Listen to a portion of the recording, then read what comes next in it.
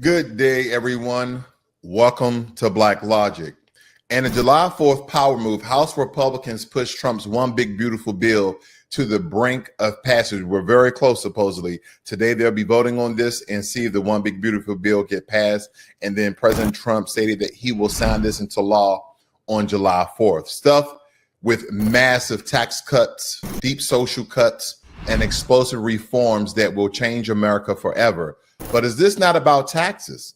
There's so much more to that. And we're going to do a breakdown at the end of this. Now, Hamas just gave a nod to a U.S.-backed ceasefire deal that could end the Gaza war.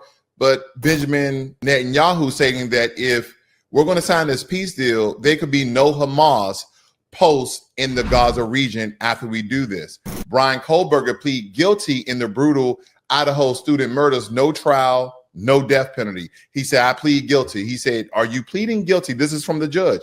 Are you pleading guilty because you are guilty? He said, yes, Your Honor.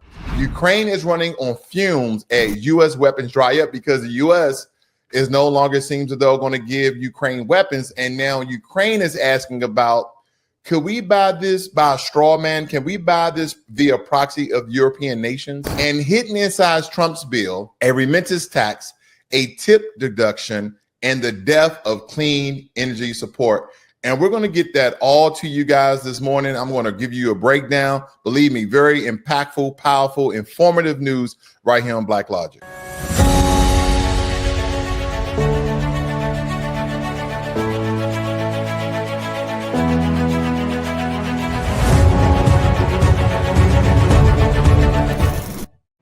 So far this morning, House Republicans cleared a 219 to 213 procedural vote, moving President Trump's sweeping tax cut and spending package, the so-called one big beautiful bill, closer to a final vote. Now, the Senate had already approved the legislation, 51 to 50, with Vice President Vance breaking the tie, and the House now aims to deliver it to Trump's desk by tomorrow, Independence Day. And the bill extends Trump-era tax cuts. It introduces new deductions for tips, overtime, raises, and SALT deduction cap, slashes Medicaid and SNAP, okay, going to cut those, defunds green energy incentives, and increases defense spending.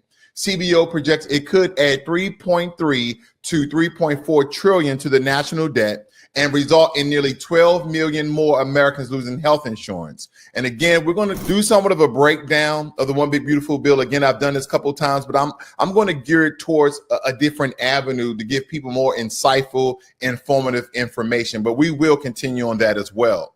Now, Hamas. Oh, this is a SALT reduction. And a lot of people are not understanding about the SALT reduction. And I think it's important to really point this out to you guys about the SALT deduction. It states that currently a $10,000 limit on the federal deductions for state and local taxes.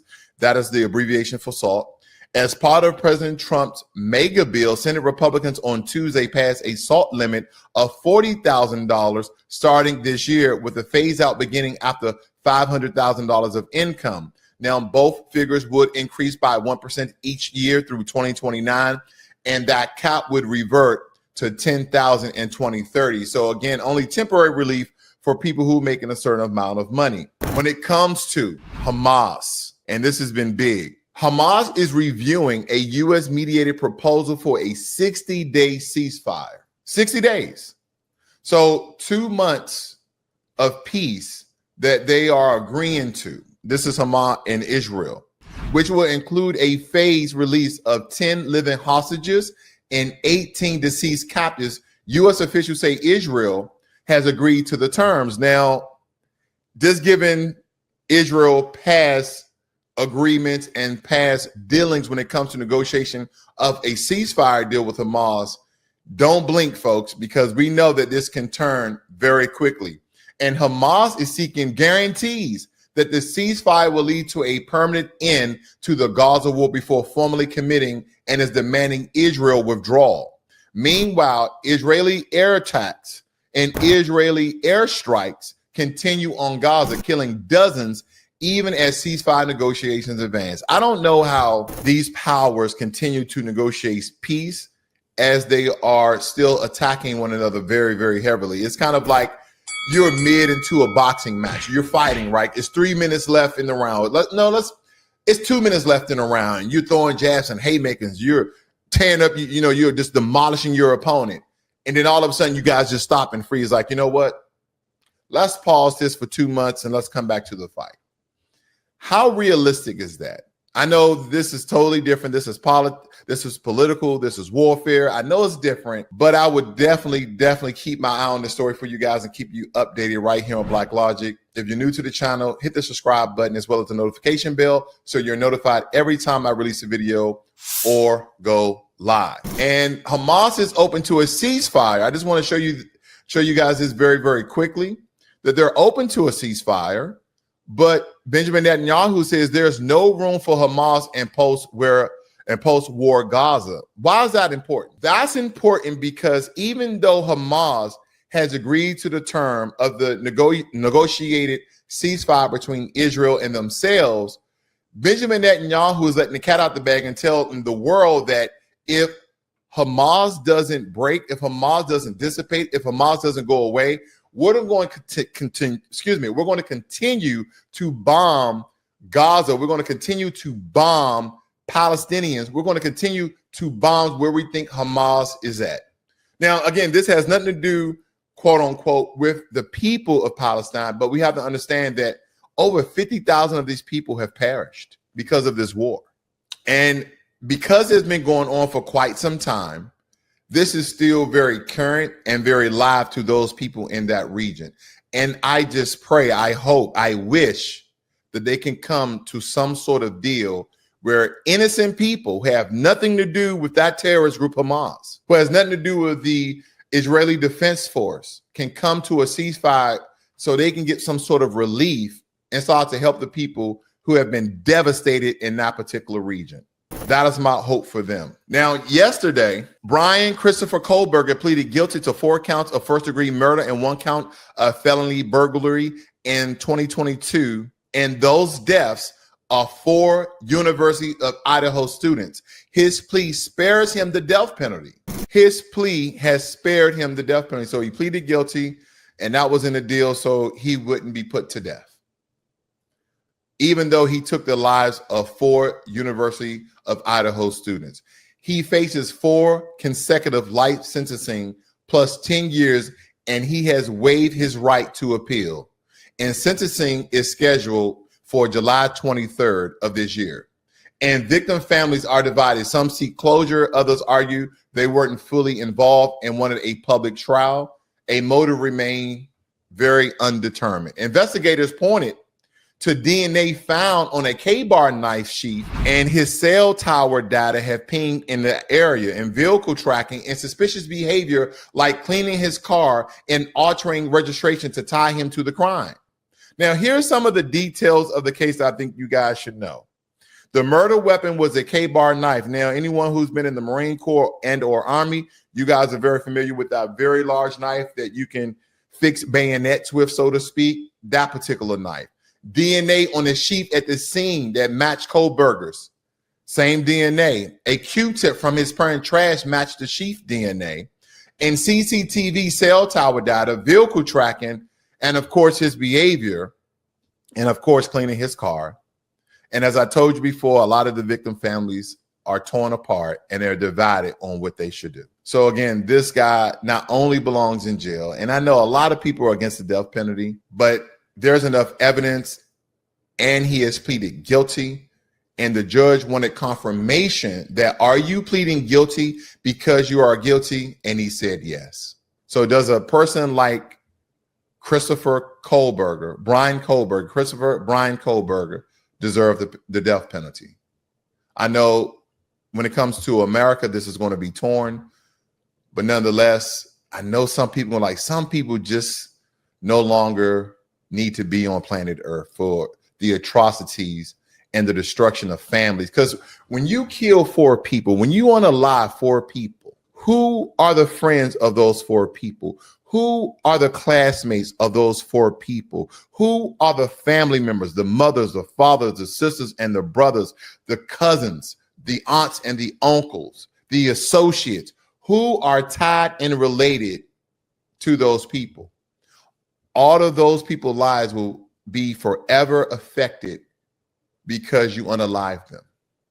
So I want people to really take into account when someone is unalive in the manner in which he did, not just that person losing their life because they no longer have a conscience, they're gone. But what about the people who are still alive who are going to be reeling and suffering from their deaths?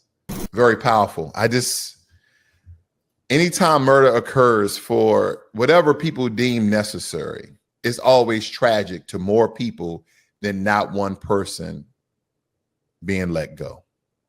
Now, the U.S. Pentagon has paused shipments of Patriot air defense missiles, artillery shells, rockets, and Harrier missiles to Ukraine, citing dangerously low U.S. stockpiles. Kiev officials expressed alarm, warning that delays in aid could embolden Russia. They are exploring alternative channels, including European purchases. And U.S. defense leadership, including Elbridge Colby, has launched a broader review of arms transferred to allies with a strategic shift prioritizing homeland readiness. This is something that I've been mentioning to you guys for almost the entire year so far, for 6 going into 7 months, that how long can America fund, how long can America equip Kiev and Israel in their 3 to 4 headed war? You have Ukraine fighting against Russia, you have Israel fighting against Hamas, as well as Iran. And America has been equipping, has been supplying these two nations in their wars, in their battles and conflicts.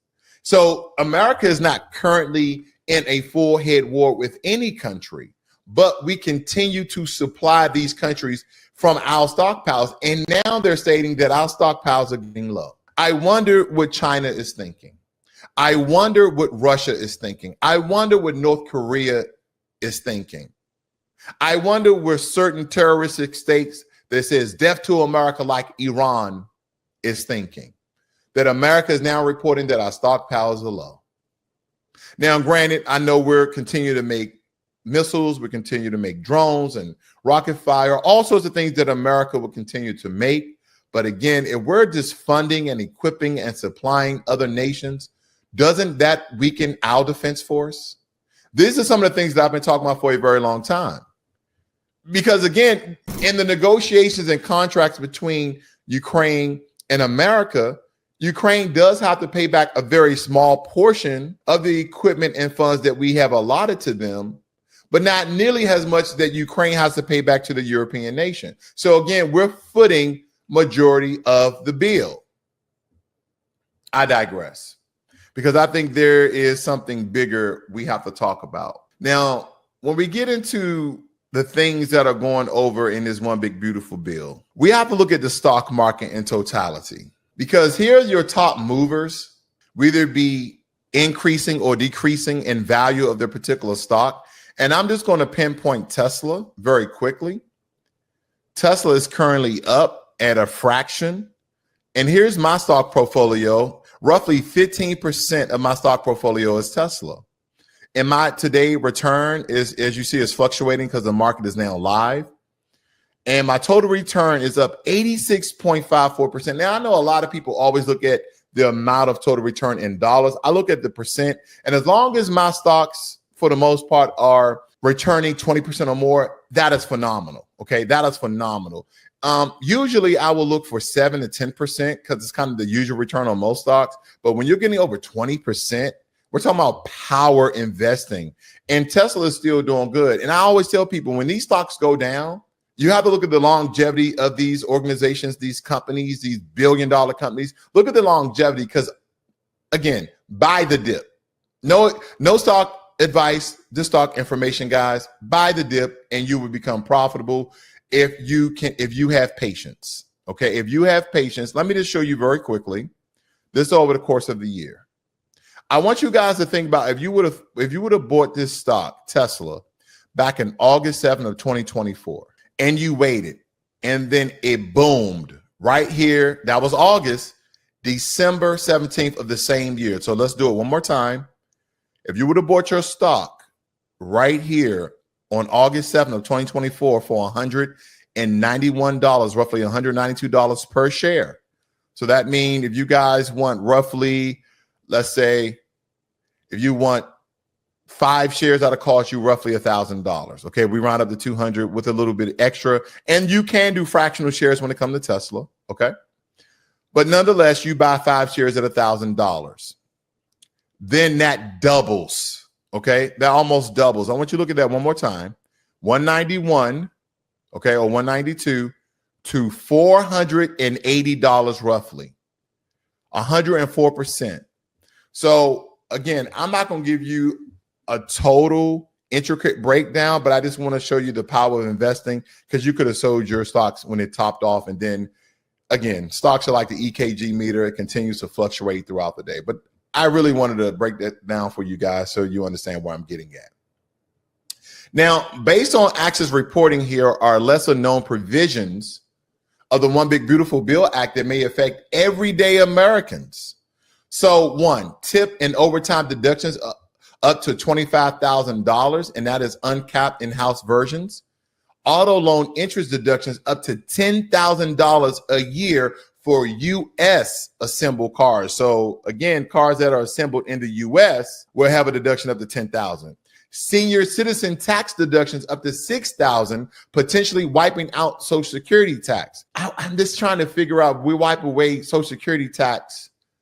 Will there be any Social Security money when I retire, or when you retire, or when our children retire? Because again, it's kind of like robbing Peter to pay Paul. Supposedly, because the Social Security tax budget is already over deficit, that there may not be any Social Security that I've been paying into will be allotted to me when I retire. It's just something to think about. Remittance tax, 1% levy on money sent abroad, and phased elimination of EV and solar wind tax credits after 2026, 2027. So again, if you guys are going to buy your electric vehicles, you should buy them now, because they're going to phase out, again, a lot of these tax credits next year in 2027. And then depending on what political party wins the primary, the Democratic Party, they may apply more tax EV credits when it comes to wind, solar, and all other sorts of clean or green energy. So again, these are some of the things in the bill. Now, we must break down, again, in a very different manner, the winners and losers of the big, beautiful bill, the One Big Beautiful Bill, okay? The One Big Beautiful Bill. Now, in the states here, we're going to see who the winners and who are the losers. This is important, is it not? Now, before we get into this really, really heavy, I do want to break down who makes the most money in America by race and ethnic group. And you're going to understand where I'm getting at. And this is based on 2024 U.S. data. Now, Asian individuals have the highest average individual income at $95,000 and a median income at $65,000. So your top earners in the Asian community makes roughly $95,000 or more, and the median income is around $65,000. Now, the top 1% of Asians is around $530,000 a year. White, non-Hispanic individuals average $82,000 per year. The median income is $58,000, roughly $59,000 a year. And the top 1% earn around $490,000 again. And that is for your white non-Hispanic. Third, Black individuals average $57,000, almost $58,000 per year. The median income is roughly $44,000, and the top 1% around $284,000. Lastly, Hispanic/Latino individuals average $50,000 per year. The median income is roughly $37,000. The top 1% earn around $265,000. Okay. Now, unfortunately, direct percentages in top 1 to 10% by race aren't always published, but household level distributions give insight when we separate them in kind. All right. So now, as we get into the top 5 winners, high income earners are your top 5 winners. The bill will cut taxes on average about $2,800 in 2026 by the Nonpartisan Tax Policy Center. Now, more than 2/3 of the total cuts would go to those with annual incomes of about $217,000 or more. Families with children, okay? The House bill will increase the child tax credit by $500 to $2,500 through 2028. It will drop to $2,000 after that, but an estimate 4.5 million children become ineligible under a new requirement that both parents have a Social Security number. That has to deal with immigration, if you notice. U.S. Today reported. Also, children younger than 8 will be given $1,000 each for their parents to open money accounts for growth and investment, also known as a MAGA savings account, okay? Car buyers, you, I, and the rest of the world, especially Americans, from 2025 through 2028, the bill would allow people to deduct up to $10,000 annually in car loan interest payments if they buy an American-made vehicle. And granted, I know you guys absolutely love your foreign vehicles. Do you not? You love your Mercedes, your BMWs, your Audis, or your Audis. However, but it's stating here, if you buy an American-made car, 10,000% annually in car interest loans. And the deduction declines as your income rises past 100,000 or 200,000. So this does help people who make less than $100,000. Now, those with overtime pay, and I know a lot of hardworking Americans who love overtime because you get time and a half, and some even get double time. It states that overtime wages, which are treated like regular wages with federal and state income taxes, Social Security and Medicare withholding, would not be taxed in the House bill.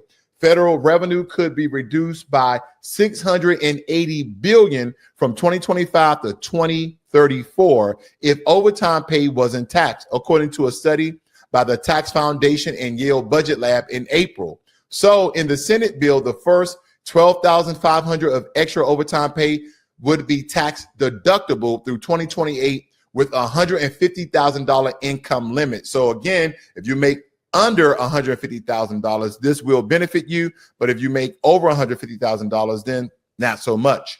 Waiters and workers who get tips. This is going to benefit a lot of people who are in high school and college and starting early off in their lives.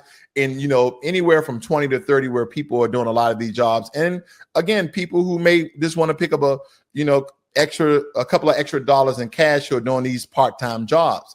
It states here that all tips would not be taxed through 2028 in the House version. All tips would not be taxed through 2028 in the House version. Tips are historically underreported according to the IRS. Unreported tip income from non-compliant businesses could be as high as $23 billion, according to a report from the Treasury Inspector General for Tax Administration in 2018. In the Senate bill, the first $25,000 of tips are tax deductible through 2028 with a $150,000 income limit. This is a great thing. A lot of people don't like my take on tips. Now, currently, the average rate of tips is looking at around 18 to 20%. I remember early on in my life having enough money to go to the restaurants, paying 10% of the bill when it comes to giving your waiter or waitress a tip, 10%. And then, you know, after college, it was around 15%. Now it's anywhere from 18 to 20%. But that is not my method of paying tips. Now, if you just did your job, I'll give you 18%.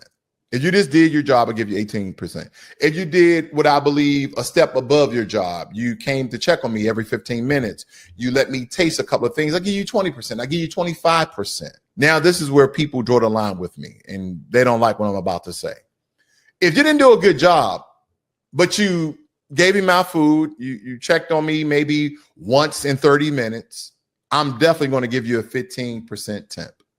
15%. Now, if you did a horrible job, and I know it's circumstantial, is it not? The restaurant is crowded. They don't have enough staff. Those circumstances I do take into account. But if you got like 2 or 3 tables, but I see you back in the corner, hippity hopping in and talking to your friends, I've seen this before. That's the only reason why I'm saying this. I'm going to give you 10%. Oh, yeah. If my bill is $100, I probably give you $10. And some people are like, oh my God, but they did this and they did that. No. We're talking about horrible service. And if you've eaten out, let's say more than 20 times, which a lot of Americans have, and I'm talking about in a sit-down restaurant, not just going to McDonald's or anything like that, then you know what good service is. You know what decent service is. You know what phenomenal service is. You know what horrible service is. And some people like, I used to work in the serving industry, and sometimes you just don't know what people are going through. Listen, I get it. No matter what job you work at, sometimes people take home to work and work to home. But there has to be a clear distinction. And everybody has bad days. But let's just be real. When you're at work, you have to put in your game face. Sometimes you have to be something that you're not. You have to feel something that you're not at the time. I'm just giving you guys, and again, don't unsubscribe to the channel because of my philosophy, the way that I tip. I'm just letting you guys know I've tipped a massive amount of dollars. And my wife knows that I do this. When I give phenomenal service, and I ask them, I say, how much you think your tip should be today? Oh, well, sir, whatever you want to give me. I said, no, if you were the customer and you've given really great service, what do you think your tip should be? And I've heard people say, $20. I've given them $40. I've given them $50 on a very minuscule bill. So again, that is the way that I tip. I'm not telling anyone to tip. But here's another thing about tipping that I want you guys to understand my philosophy on. More times than not, I love to carry cash, and I want to tip them in cash because of this very same thing. Let me pop it up for you guys. Because of this very same thing. When you guys tip on your receipt, those other tips are getting taxed. But when you pay them in cash, now they supposed to report it. Hopefully they don't. I mean, hopefully they do. Freudian slip. But nonetheless, I pay them in cash. So that tip money doesn't have to be taxed if they don't want it. It's up to them at that point. But I love to give them cash. That's my philosophy on that. Okay. Spent way too much time on that, but nonetheless, you guys get what I'm getting at. Now, the top 5 losers when it comes to the one big beautiful bill. Now, one of the top 5 losers are those making less than $50,000, which is majority of the country. And especially when it comes to foundational Black Americans, because as we look who pays most of the federal income tax, I want you guys to listen. Top 1% of earners paid about 40% of all federal income taxes. Top 10% paid roughly 72% of the total tax. Top 25% paid about 89% of income tax. And top 50% of filers paid about 97% of income taxes. And the bottom 50% paid only 3%. The marginal tax brackets vary, but generally incomes above 200,000 face rates between 32 to 37% federally, and above 600 to 700,000 face up to 37%. That covers about less than 1% of the taxpayers in a high income bracket. Now, Americans making about $17,000 to $51,000 would lose about $700. Those with an income of less than $17,000 would lose more than $1,000 on average.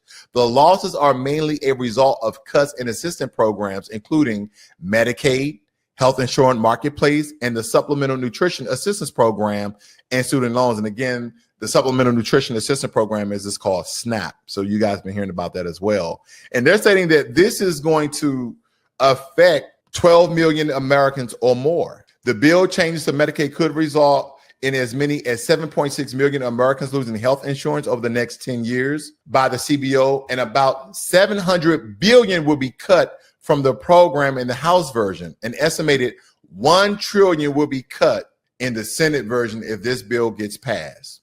It also goes on to state that the measure will cut $267 billion in federal spending for Supplemental Nutrition Assistance Program, again SNAP, and that's food stamps, of the House version. It will also impose work requirement on those aged 55 to 64 who benefit from the program, which provides food assistance to about 42 million Americans. Now, this is important to note as well. Majority of Americans, and I told you race does play a component in this, the majority of Americans who are receiving government assistance are white Americans. So this is going to affect white Americans more so than Asian, Hispanic, and Black Americans. So this is definitely something that needs to be eyed very closely. People with student loan debt. Now we're talking big stuff, ladies and gentlemen. It states that student loan relief regulations enacted by President Joe Biden's administration would be repealed in the House version, and the number of repayment plans for federal held loans would shrink to just 2 programs. The bill would also impose significant caps on loans for parents and undergraduate students while eliminating a lending program for future graduate students. So it seems as though that this bill is going to eliminate a lot of student loan aid, low interest loan aid that was subsidizing and helping people to get higher education here in America. My only question is, if you're going to decrease the amount of loans that you can give to American citizens to go to higher education so they can get some of these $5, $6, $7 figure jobs, then are you going to incentivize or subsidize colleges so they can decrease their prices of tuition so these people can now go to school? That's my question. Higher federal deficit. The bill's provision would increase the federal deficit by $3.8 trillion from 2026 to 2034, according to the CBO, which cited tax changes, including the extension of the 2017 Tax Act and its revenue and outlays for refundable credits. Illegal immigrants. Here we go. The bill would increase fees for legal immigration. It would impose a $1,000 fee on requests for asylum and require 500 payments for work authorization every 6 months. It would charge immigrants hundreds of dollars if they appeal court decisions, among other fees. The bill would also discourage states from using their own money to provide Medicaid coverage to illegal immigrant children. Wow. So basically, immigrants, illegal and illegal, will have to basically pay to work in America and pay to receive insurance in America. And I just want to ask you guys a question. Leave it in the comment section below. Is this good for America, that we're going to charge legal and illegal immigrants a fee to stay and work in America? Will this assist us? Because we're already going to impose taxes on the money that immigrants send back to their countries. So again, is this beneficial or is not? So there you have it, ladies and gentlemen. Thank you for staying with me as long as you have. You guys have a great and wonderful day. This is Black Logic.